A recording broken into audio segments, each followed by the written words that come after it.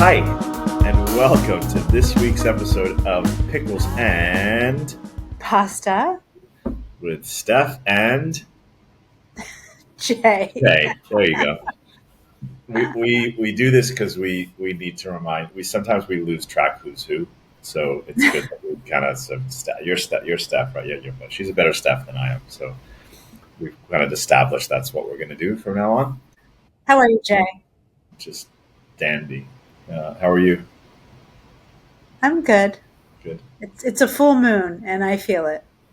Yeah, I feel it through you. Okay. I feel it through you. Yeah, no, it's I know the moons and all that affect you very much, and you're not alone in that. I mean, obviously, there's people that it affects more than others, and I get that, and I don't know that it's I don't know that I think it's just certain people feel it, and certain people don't. I don't think it's anything right or wrong. I don't think it's genetic. I don't know what it is. I mean, I haven't really spent the time to dig into it, but there's no question. I mean, I know you're very affected by it, and I know there's other people I know that are affected by it. It's good and it's bad, right? I mean, I guess. Yeah, I mean, I don't know if I feel it more than others. Maybe I'm aware it's happening and certain things are happening, and I can say, oh, well, it's a full moon. It's not like Yeah, I'm waking up a lunatic. I just, when certain things happen, I'm like, when it happens to be a full moon. So, sure. I get that part. I mean, and I think yes, you are right. I don't say this negatively in any way. Some people get heightened emotions. Some people get in a bad mood, right? Which that's not what you do. Some people just get ornery and they're just whatever. That's not what you do. But some people are like just more. They're more hypersensitive to things. So little things may trigger them a little bit more. There's just a little bit more emotion. They're more maybe some people just get more sensitive. Like some people just get well, I very am a sensitive person and I am an emotional person. So that's true. yeah. So things like that with I think it's in general changes. I mean, moon I think is one, but in general, I think the changes of the universe affect people that are more emotional or that are more connected in that way. Hmm. It just makes sense. It's just you feeling that connection. So I mean, some people are very sensitive, and other people, you don't even know if they have feelings. So, you know, maybe those types of people aren't as affected by full moons. sure, yeah, we know a few of those people. That's for sure. Um, yeah, that's a fair point. That's fair. I guess if you start from a place of connectivity and emotion, then something that is an accelerant to that is going to make it even more. So yeah, that Yeah. makes sense. That makes sense. Cool. Any other topics you want to bring up before we dive in? Anything you want to No, share with our lovely audience?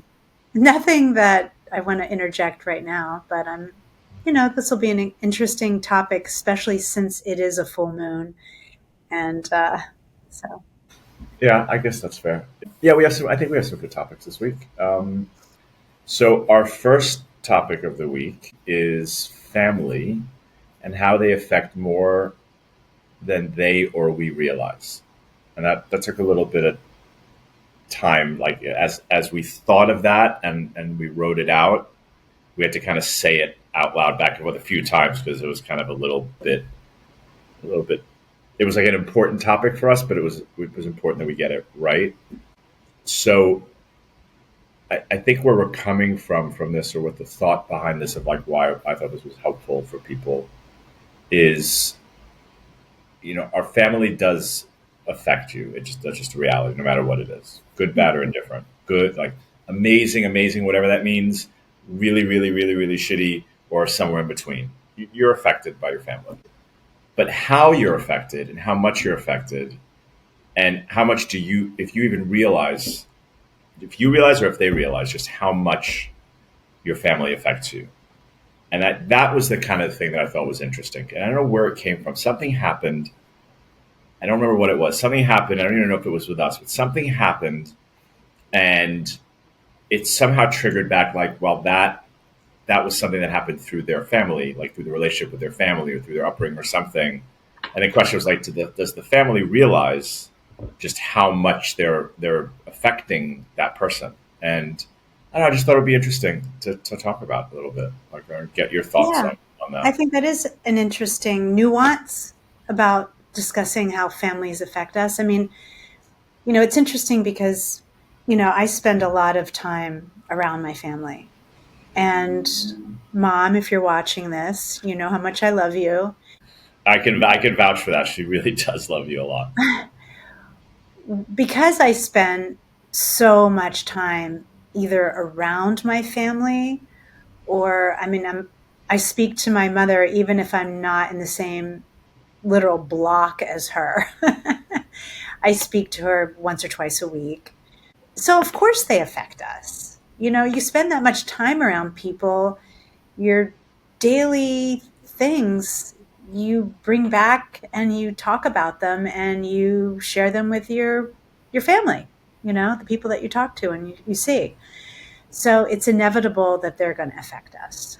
Do I realize, do they realize how much, they affect me? I don't think they do, and I don't know if families in general really think about that. And that is a really interesting thing to dive into. Yes, but part of my thinking around this is like how they affect. So you can have a great relationship with a family member, and that's going to affect the rest of your life in one way. And you can have a not so great relationship with a family member, and that's going to affect your life. So you may act a certain way in your job or in your friend relationships or how you interact with people at the grocery store based on something from your family. Like you may see somebody in your family act a certain way in the store or act a certain way at the dinner table or the way they buy gifts or the way they don't buy gifts, whatever. And then I don't know that we always realize that some of the things that we do, it's coming from that. It's coming from that familiar place of family, right? Like when you go to a relative's house, let's say close relative, right? Like you go to a mom, dad, whatever, or sibling, or like a close aunt or uncle or cousin, you may dress a certain way, like you comfortable, you're casual, and then when you go to someone else, you act a different way. And I wonder how we judge people. All that sort of stuff, I think, is just fascinating, and I think it comes from it just comes from that relationship and atmosphere that you're around with your family. Okay, so this is kind of it's a little tricky thing to talk about in a way.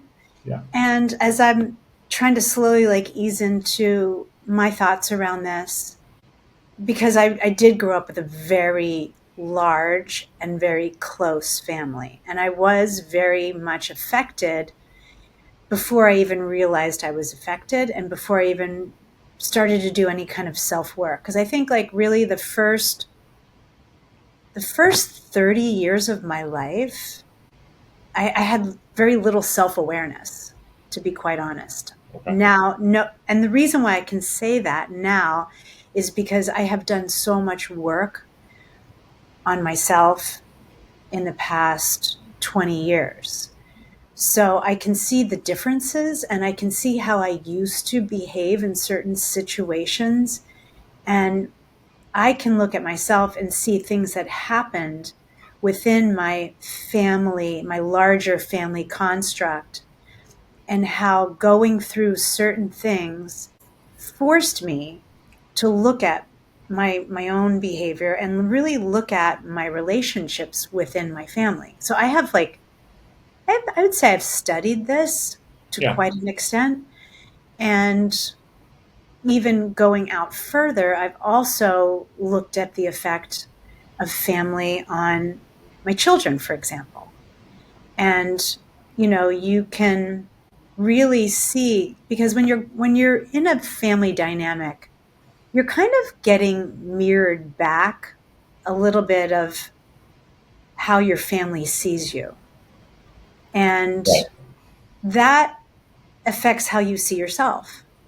So if you're being, for example, criticized all the time for even little things, you're going to develop a sensitivity and maybe you're going to lack some confidence around your own self-image, for example, Right. and I have definitely really, years out, been able to look back on different things in my life, in my kids' life, and identify where that pattern started or how that pattern was propagated. And, sometimes we have to go through a process of unlearning the things that were projected on us by other people, namely other family members. So I think that's I've definitely have seen that.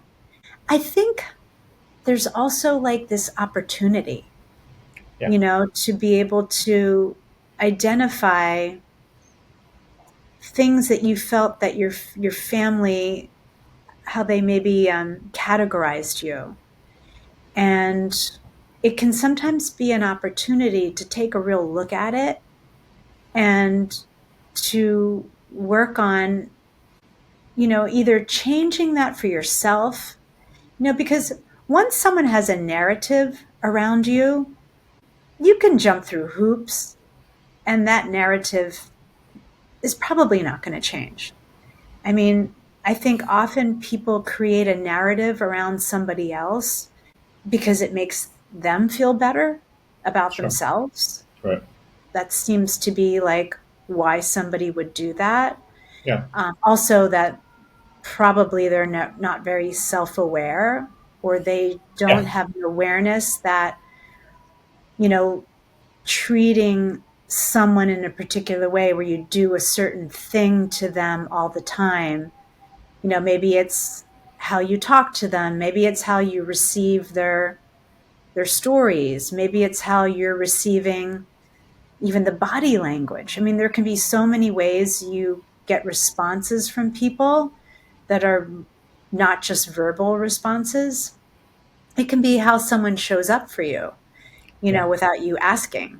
So there are so many ways we communicate with people in our family without maybe even using words. Yeah. And for me, I'm seeing opportunities not to change something, but to change it in me so that it doesn't hold me hostage to someone else's narrative of me. Right. Yeah. I mean, it's different. Again, this is why I think it's interesting. Like the type of family that you have, the size of the family, how often you spend time together. Like it's just different, and I think those things affect us beyond the relationship we have with our family. I think that's what's really interesting about it. Yeah, I get it. I mean, look, your family is it's a decent sized family. I mean, I know people that are even bigger than that, but you have 5 kids. It's a good sized family, and you guys are very close. And obviously, over the years, that changes with every family, right? Like you're not, you live in the same house, you see each other all the time. When one person moves out, another person goes to school. Of course, these things start to change. But I see it with you. You may not see some of your siblings all that often because they don't live right next door or anything like that. When you guys get together, I can see it. I can automatically see like the teenagers in all of you like hanging around and joking around with each other and saying things. And of course, with everything, probably there's some things that are you know is a funny memory or not a good memory. But for the most part, like you just see the love between your family come together when you all get together, and the love for your mother and all that stuff. So it has that sort of stuff. What's curious to me is like, because I don't know what your siblings are like in their other world, right? Like I don't know how they interact with in their business life when they go hang out with their friends, and I think that's just a fascinating thing for me of like what they have through their relationship with their family, how that affects them otherwise, and not just yours. I mean, I've said this, it's kind of jokingly or whatever. Like, I have a cousin who's a neurologist and apparently a top guy in his field. And to me, he's the cousin that, likes brown M&Ms because that's what he did when as a kid. Like I went to my aunt, his mom's house, and when they dropped me off there, my father was working or doing whatever, and he was studying, but there were brown M&Ms. Like, don't eat all the brown M&Ms. Those were for Harold. And I was like, Funny. okay, and I'm like, I'm a baby at the time. My cousins are so much older than I am. So, but Yeah, that's you know, funny. that's what it was, you know. And you know, another cousin who was a lawyer, you know, I remember his mom bringing him, you know, his orange juice in the morning, like, you know, at 11 o'clock on a Sunday morning because he was still asleep, and you know, she went in and brought him his little orange juice that was there when he woke up. Like that's That's what I know. adorable. Even though the Yeah. guy was an assistant DA in New York, like you know, he was locking up some pretty bad people, and then he went into private practice. Ever. So I know that person, but of course he says things to me from then, and how that relationship is with him. How does that affect me with other people? That's to me where it gets interesting. Not, the relationship that we have is what we have. Like it's what it is. You know, you get to a certain age, it's what it is. But what about those relationships or the way I act in the world and other people? I think that's what starts to get fascinating. Well, the other thing that I think is interesting that how family affects us is like I come from what is considered a big family. And because, there's 5 kids and we all had friends, so like it becomes like this really big network in a way. And I've heard this, like I didn't really realize this, but I have been out with different people who I just have gotten to know not that long ago. And so these people weren't really part of the family and friends that I kind of grew up with. And it was interesting because a couple of them said to me, you don't realize it, Steph, but because like you're part of this big family, like it's almost intimidating to some people to be around someone who has such a big network. I mean, this is in Why I'm Missing. I'm not talking about New York City. In Why I'm Missing, these people were like, it's almost intimidating. Like, oh, you're a rado, and like, what does that bring along with it? And of course, me being the oldest of my family, like I never thought about that. Like I just am being, who I am and navigating life. And of course, making tons of, we all go do tons of things in life that are mistakes basically, but that's how you learn. But I just thought that was interesting. So I feel like maybe being part of a big family can sometimes give someone confidence because they have this whole posse behind them.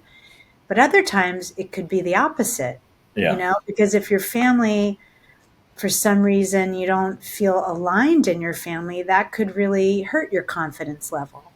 right. So there are some subtle things that I think can be affected based on the size of your family or the way you're interacting within your family. Yeah, And that can also change right. throughout time, Yeah, depending on what's happening in your life. yeah, yeah. And I mean, to just kind of button it all up, I think the other part of it that I thought about when we were talking about this is like, okay, so you can kind of probably figure out if you really do a deep dive and really analyze it, how as individuals you're affected by your family. The question is if they realize like that you became this person, good or bad, successful or not, and how much of an impact that is because of them. Like, do they realize, as opposed to thinking like, oh yeah, well they're this or that. Like, well actually they were part of that, the good or the bad. And I think that's also kind of fascinating to me. That is very fascinating, but I only think that comes into play if someone has self awareness. Like, Yeah, I sure. think that there are so many people and that don't. And so they won't have any awareness how they affect other people. Yeah, So I think you have to have some awareness. And in my conversations, different things that I've experienced, I don't think that people who have affected me in a negative way have any idea. and positively. Do you think the people Uh, that affected you positively know? Do they realize how much of an impact they had? I mean, I think they do because I think, I mean, there may be someone I've missed, but I do try to articulate to people how much I appreciate them Okay. when I do appreciate them. I'm obviously not going to say, I appreciate you when I don't. So, but I'm pretty open with my, like for instance, I just had an aunt through marriage have a birthday, and she got divorced from my uncle, like, I don't know, 30 years ago, like a really long time.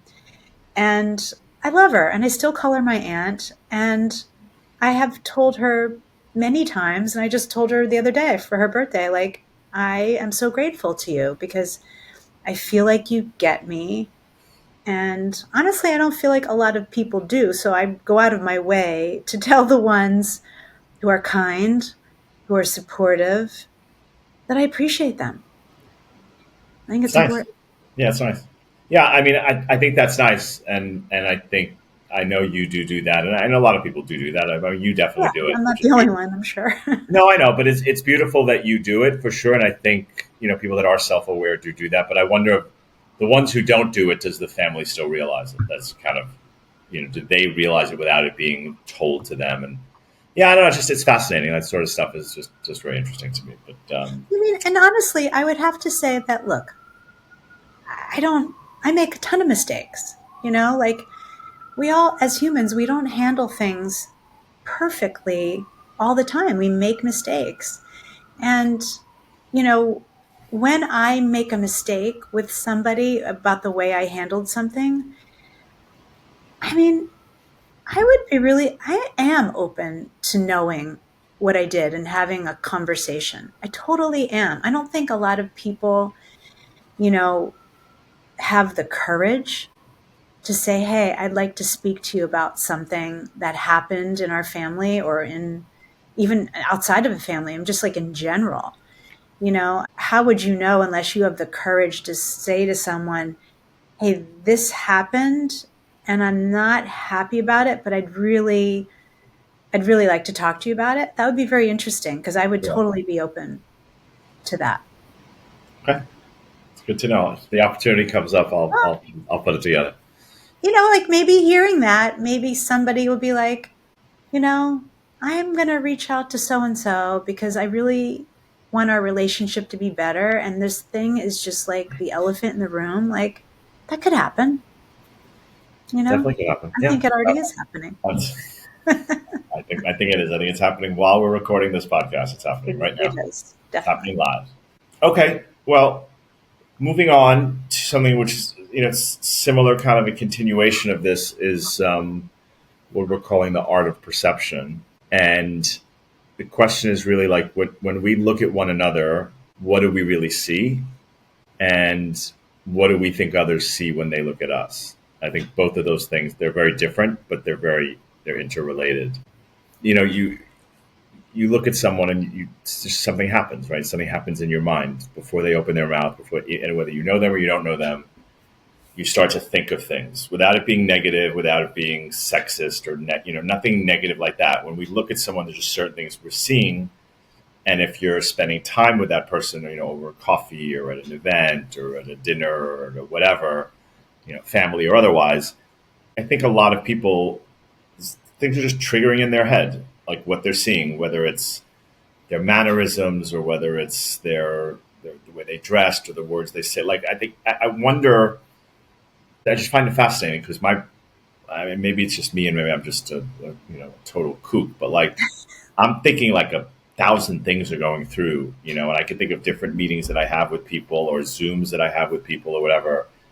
And there's like so many things that are going in my head, and I'm seeing this thing and I'm seeing that thing, and I'm thinking they said this, and why did they say this then? Like, and I'm looking at them to kind of try to understand them better, to try to see beneath their skin, beneath all of that, like what's actually going on. Like, is their brain going like this? Are they asleep while I'm talking? Like, I don't know. I think it's fascinating for me, and I think because we do things, we want people to see us a certain way, right? Like that's Well, okay, so I'm just curious because I have a lot to say about this, but when you are looking at someone, like we were at a thing last night.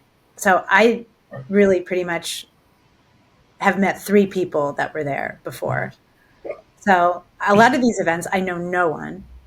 So I'm literally doing that everybody I see. And I'm such a visual person, and I'm a designer, like, so I'm like, it's like a feast for me to be in a place where In a room of people is a feast. Cannibals say things like that, so we're going to talk about that. But I just want to ask you this thing about like perception, and when people are looking at you, how do you think they're perceiving you? Because you have a lot of characteristics that are notable, physically. So I'm sure they're looking at the long hair and they're making, What long hair? but you know what I'm saying? Huh? Because, we get told that you're a liberal and you're all these things based on someone looking at you. They know nothing about you, yet they perceive you a certain way that often isn't correct. And we're not going to go around correcting everybody because, hey, it's your narrative.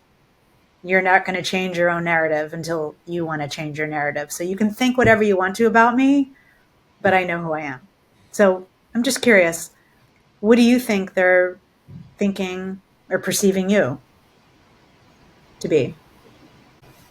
Well, yeah, I mean, I think the hair things affects more people. It really affects others who doesn't really affect me. Like I don't think about it, as you know. I love your long hair, though, by the way. I appreciate that. Thank you, darling. I think when they see the long hair, there's a certain perception. When they see that, I'm dressed in black most of the time, there's just certain perception about things. And on the one hand, I care. Like I don't care, but I care. Like Mm-hmm. I don't want it to be a hinder. I don't want something to be negative, like some opportunity or some relationship to not happen because of that. But then again, if someone's just going to judge me based on that, well, I don't really want to do anything with them anyway. Yeah.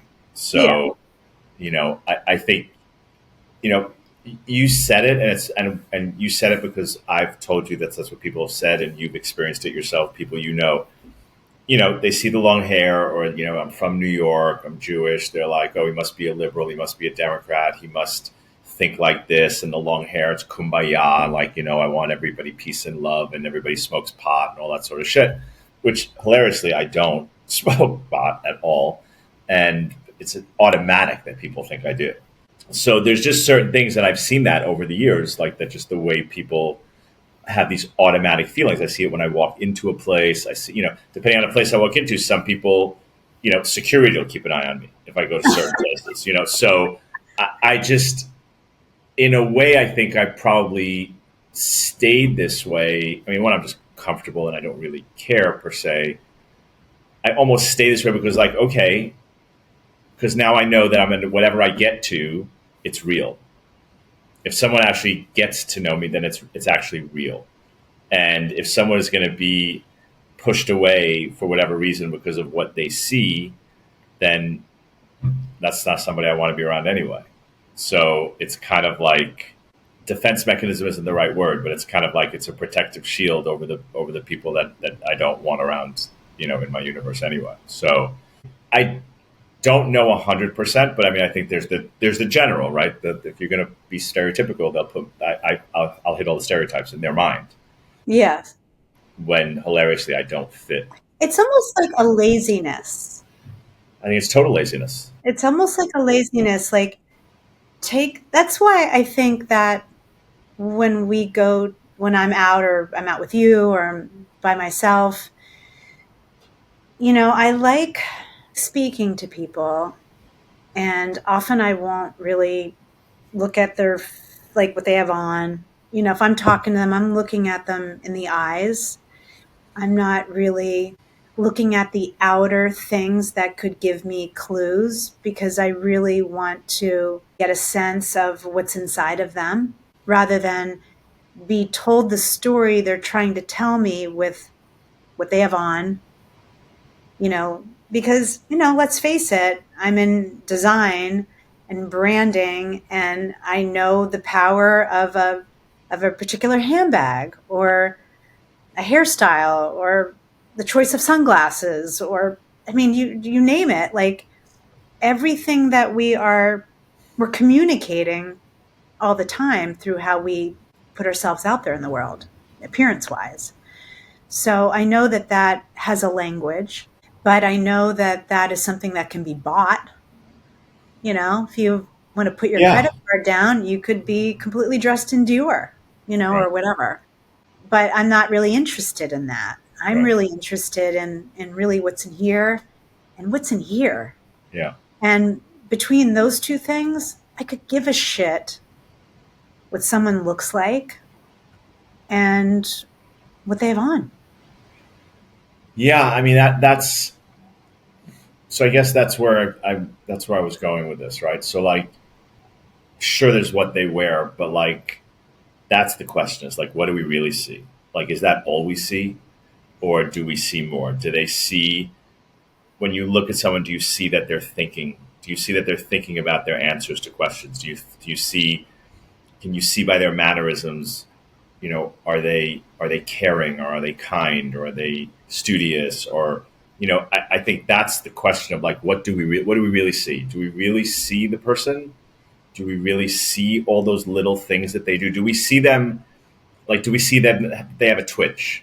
Do we see that certain things you talk about make them maybe nervous or uncomfortable? Like, that's the question for me. Is like, or do we just see the surface because we become this society that is just constant visuals and constant quick stuff coming at us that we don't see behind? I mean, you and I have talked about this, like where we see people on the street, either someone who is apparently looking like they're dressed well, they look like they're successful, and we think about, wonder what their being is. And then we see someone who's down on their luck, like not doing well, and we think beyond that. We don't look at them and be like, oh, that's a fucking bum, or that's no. We look at like, I wonder what they're feeling. I wonder how they're doing. I wonder what got them here. And like, we don't look at them negatively. Like, we don't, you and I'm saying it. And many people are like minded like that. Like, we think about that. We have compassion for that. But that's the thing, is like, on the surface, you do like, they're dirty, they're a bum, they're this, whatever, or they're rich, they're successful, they're gorgeous, they're whatever. Beyond that, like beyond that, do we really see that? And that's I think, I don't know, I think it's interesting. Well, I mean, the other thing that I would say about that is like, I often think that we do project our fears, our insecurities, things that we actually just don't like about ourselves or something that's an aspect of our life. Sometimes I think we might project those inner things onto someone who we think fits that bill.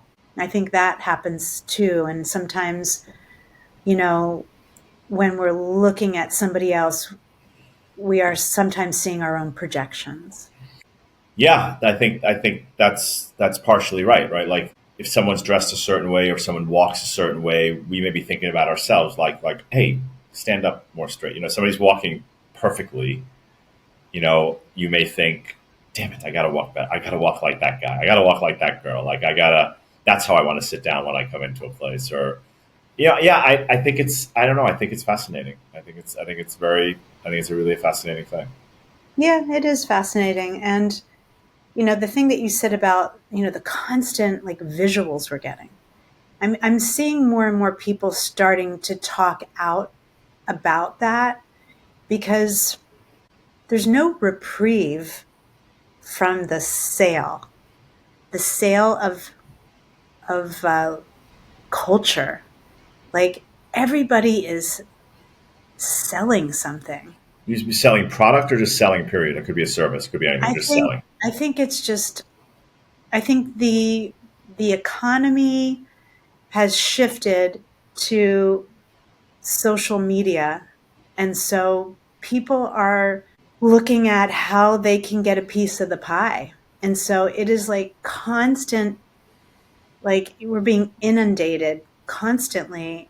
And I don't know if this is why I've suddenly delved more into Buddhism and spirituality. Like when I used to read about Buddhism, as much as I like the concepts quite a lot from a distance, when I would hear about certain aspects of it, I was like, "Ooh, that's intense. I don't think I could do that."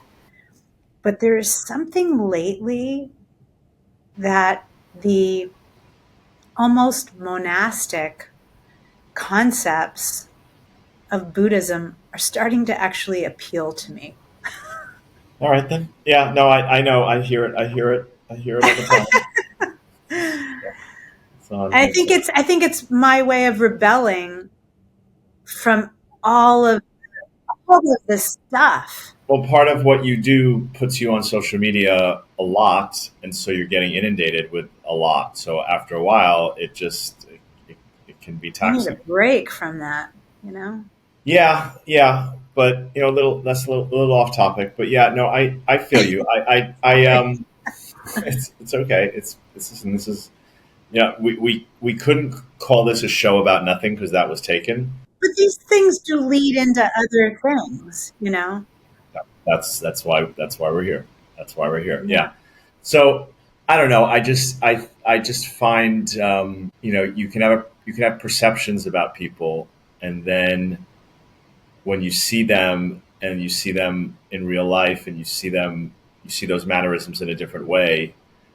I think it's interesting. I think it's interesting how that affects our dynamic, how do we learn from it? Are we inspired by it? Are we put down by it? Like, does it make us whatever? I just think those things are really very interesting, and I think the more we understand that, I think the better.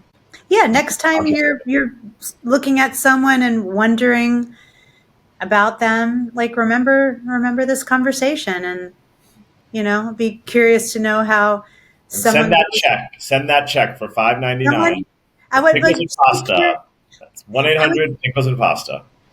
I would just be curious if there's some little awareness like, oh, I did that. I totally projected based on Yeah, what that person was wearing or where they were or you know, yeah, yeah, it's interesting. yeah. I think so. Anything to add to that? Nope, I No? think we can move on to your favorite part. What part is that? It's rapid fire. Is that what you're trying to say? Okay, all right. I'll say it. I'll do it. I'll do it. If that's part of my job. Yeah, because I'm never going to do that. So No, I know you're not, but it's one can hope. One can hope. Okay, I'll lead off. sure, I'm cooperative. Yeah, I'm sorry. I said I'm very cooperative. Okay, I heard you. I just wanted you to say it twice. Okay, first question: brand that you thought you'd love forever and now you don't. Okay, sounds like silly, but I'm just going with the first thing that came to my mind, That's the whole point. which is Skims. When it I will. first, I will agree that that is an accurate statement. yeah, I can't stomach it now, and I think it's just become like so greedy to me. I don't know. Okay. I liked it initially and not a fan. All right, Kim. Sorry. All right. If there was no downside, what food drink would you have all the time? Food or drink? Dried mangoes. Really, that would be the one. I freaking loved those things. So if that was it, you would just. Well, I mean, there's so many things like pasta, ice cream, like, yeah, bread, like all the. I was looking for one, but okay. Well, I'm just saying, like, I'm going with dried mangoes because Anything. I So had to cut myself off from the dried mangoes I and now remember I'm that. Yeah. not pre diabetic anymore. So thank you. Good call. Yeah.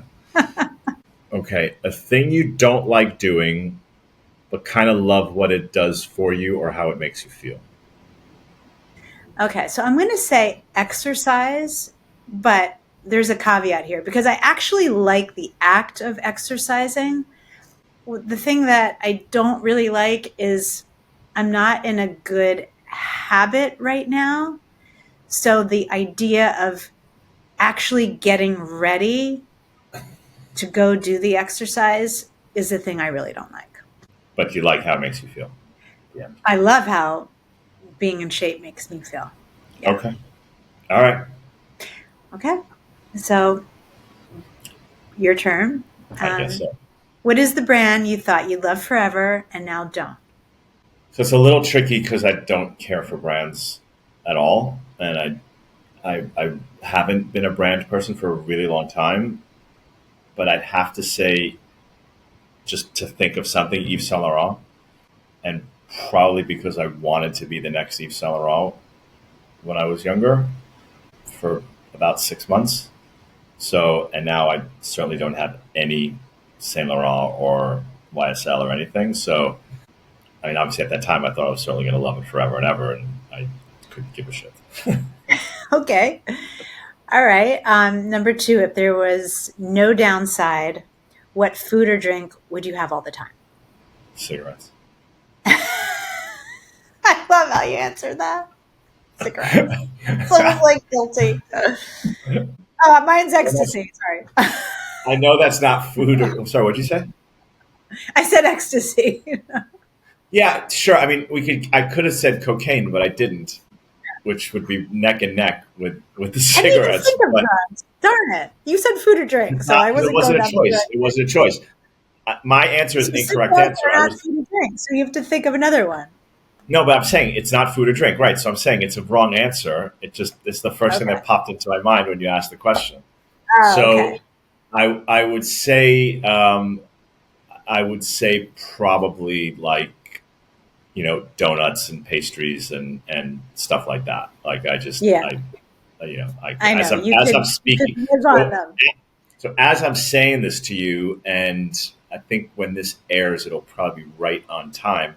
I've been thinking already for like over a week of sufganiyot, which are the donuts that we have on Hanukkah, which are basically jelly donuts. But Oh now yeah. they're all donuts, but it's basically fried. It's the holiday is a beautiful holiday. We light the candles and it's nice and all that, but we eat. The whole idea is to eat fried food because of the symbolism to the oil. So everything should be cooked in oil. So it's not like a donut. It's the fried donuts, and that's yeah, God. So I've been thinking already, like, okay, I've got Well, to aren't order all them. donuts fried? I'm not sure that they're all fried, but Oh, I don't know. But they specifically these are fried, and I'm already thinking about like, okay, how many should I order? But I'm not going to eat them all. But I got to order them, and I got to make sure I get them before they sell out. So I got to know when to order them. Like this yeah. has You been in better my get head for those like well over. donuts ordered. I got to get them ordered, but I tried. I went like a week or so, and they weren't available yet. So I've got to be on top of this. I cannot blow this. I cannot blow Okay. this. Well, I'll remind you. And you and my Thank you. mom like your pastries. Yeah. Okay, the last one. A thing that you don't like doing, but kind of love what it does for you and how it makes you feel. Yeah, that's a tough one for me. Um, because there's things that I should be doing that I'm not doing. So it's kind Right. of So you, like yeah. it's I mean I definitely do not like working out at all, and I don't necessarily like the way it makes me feel either. So that's kind of not a thing for me. So it's probably one of the main reasons I don't do it because it's not like, well, I don't like doing it, but like with you, you don't like doing it, but you like the way it makes you feel. I've done it where I work out and I'm like, okay, I've worked out for all this time and there's like nothing and I don't feel better and I don't look better and I don't like it. So why am I doing this? Which is that and just having other shit to do that I don't do it. If it were, and it's just not my current, it's not our current situation where we live and everything else. If I was doing something athletic, which I don't consider working out athletic, which is part of the trigger, the block in my head, I don't see working out as being athletic. I just don't see it. I see running, hitting something, shooting something. That I see as athleticism because that's what I've done, and I did it reasonably well for fairly decent amount of time. So that's athletic, and I get it. My energy goes awesome. Going to the gym and doing weights takes forever for it to show, and so whatever. I've just solved your dilemma. You should start running now. Yeah, which we know running is horrible for you. So It's not. yes, it You can is. go out and run. It's It's not horrible for you. harmful for you. It's horrible. It's horrible for your back. It's bad for your legs. It's bad. It's horrible for you. It's horrible. It's been proven to be horrible for you. Okay. So, but yes, I will do something. I just have to figure that part out, and it's just whatever. So, yeah, it's a good question. Like, What's your answer? isn't there like a timer and I lose and we move Yeah, on? you I need to lost. answer this question. A thing you don't like doing, what kind of People are love what waiting. it does for you. I don't think anybody's waiting. I think they've left. Like they've left by my silly answers. Don't eating donuts? No. Oh, that was the last. That was the last question. I mean, I would. It's just gonna sound like so lame, but like, there's like certain work stuff that I have to do that I really don't like doing, but I like it when I accomplish it. Like when it's done and I've accomplished it, it's a good feeling. But that sounds so lame. Like it's embarrassingly lame. Like, well, the thing I like to do is bookkeeping.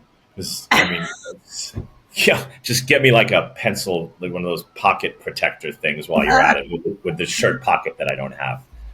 So I don't know. I mean, yeah, I don't know. It's probably some sort of work type thing, like something that I just can't stand doing, and that our producer knows because I'll complain to him like, why haven't we built a tool to do this for me? But it's probably something like that. Like I don't like doing it, but the feeling of it being done and like, okay, I've done this. It's just because it's a feeling of accomplishment.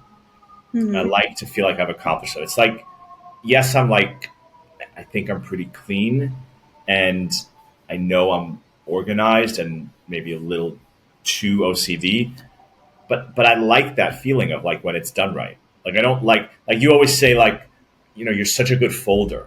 Like I can't stand folding. Like I really can't stand doing it. Like I just wish that someone would fold it exactly the way I like it. Not you, not you, not you. I'm not trying to say that. Like I know exactly where that was sounding before I said it. I'm not. It wasn't like I wasn't taking the yeah, bait. Don't it worry. wasn't like, by the way, Steph, fold my. No, no, no, no, no. I'm not saying that. I'm saying I would love it if there was someone who, out of the kindness of their heart or the enormous compensation that they got, would love to fold my clothes the way I like them folded. That would be great for me. I would love to not do that. But the feeling of like when they're folded or when they're hung and they are right, it makes me feel good. It makes me Well, I'll tell feel. you, it looks beautiful from afar. Like seeing your Thank you. closet, I'm like, damn. Yeah, I feel you, and I get I have pride in that. Like Yeah. it's like when people come Beautiful. Will you over. please organize my closet? When people come over and we show the apartment, and you're always like, excuse the really tiny apartment. I'm like, darling, you don't know what a tiny apartment is. This is not a tiny apartment. But like when we show them, and because like we have a lot of we have a very big closets, and it's for a New York City apartment. That's We have great rare. closets.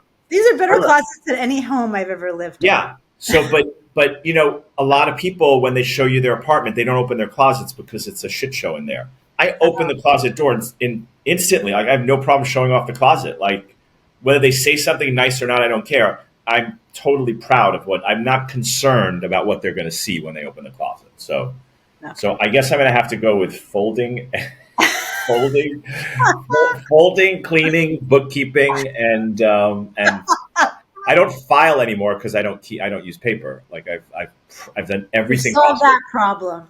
I have done everything possible to eliminate paper. Like I really, you remember when I used to Yeah, have I know. notebooks and stuff, and I was like, I'm done with this shit. Like I'm no more paper. So anyway, that's what I got. I'm sitting on that. I'm sitting on that one. So All right. Well, you did come up with these questions, so I know. I know, and that's the price you pay. Like it's all good. I take it for the team. It's all good. It's all good. All right. Well, thank you for being here and coming along for this incredibly you're welcome. wonderful ride. I appreciate that, and don't forget, I love you. I Um, love you too. there you go. And yeah, I think that's a wrap for this week's episode of Pickles and Pasta with Steph. Steph and Jay. All right, everybody. Bye.